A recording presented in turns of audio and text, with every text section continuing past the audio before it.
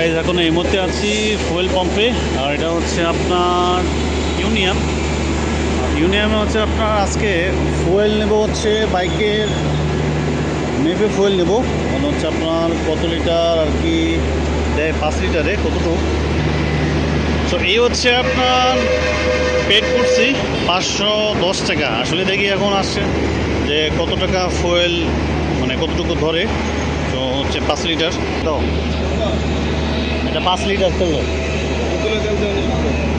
আরে ভাই এটার জন্য তো কাহিনি করলাম অনেক। দাও বলে আসছে না জায়গায় এই দে ভাই, এই দে। নিয়ে আসেন হ্যাঁ হ্যাঁ দাও। 610 টাকা। হ্যাঁ ফুল 5 লিটার। হ্যাঁ